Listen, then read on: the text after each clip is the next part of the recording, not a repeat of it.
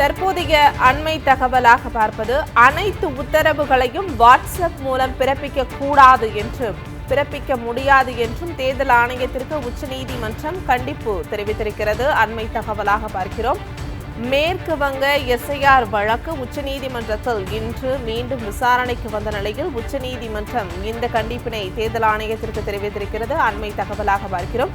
2 கோடி வாக்காளர்களுக்கு தேர்தல் ஆணையம் நோட்டீஸ் அனுப்பியுள்ளது. வழக்கறிஞர் கபில் சிபல் தெரிவித்திருக்கிறார்.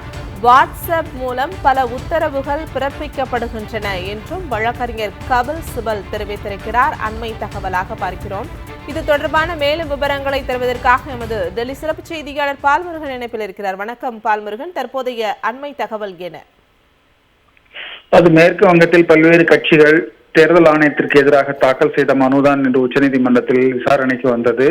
அப்போது ஆஜரான மூத்த வழக்கறிஞர் கபில் சிபல் உள்ளிட்டோர் பல்வேறு குற்றச்சாட்டுகளை முன்வைத்தார்கள். குறிப்பாக மேற்கு வங்கத்தில் தேர்தல் அதிகாரிகளுக்கு வாட்ஸ்அப் மூலம் தேர்தல் ஆணையம் புதிய உத்தரவுகளை தினம் மேற்கொண்டு வருவதாக குறிப்பிட்டனர்.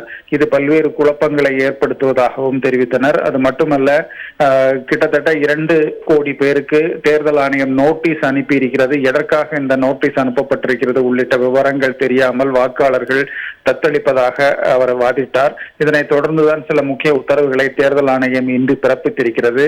அதாவது அனைத்து உத்தரவுகளையுமே வாட்ஸ்அப் மூலம் பிறப்பிக்க முடியாது, உரிய முறையில் சுற்றறிக்கை மூலம் உத்தரவுகளை பிறப்பிக்க வேண்டும் என்று தேர்தல் ஆணையத்திற்கு உச்சநீதிமன்றம் உத்தரவிட்டிருக்கிறது. அது மட்டுமல்ல, வாக்காளர்கள் எதற்காக அவர்களுக்கு நோட்டீஸ் அனுப்பப்பட்டிருக்கிறது என்கிற விவரங்களை அந்தந்த பஞ்சாயத்து அலுவலகங்களில் வெளியிட வேண்டும் என்று மாவட்ட ஆட்சியர்களுக்கு உச்சநீதிமன்றம் உத்தரவிட்டிருக்கிறது.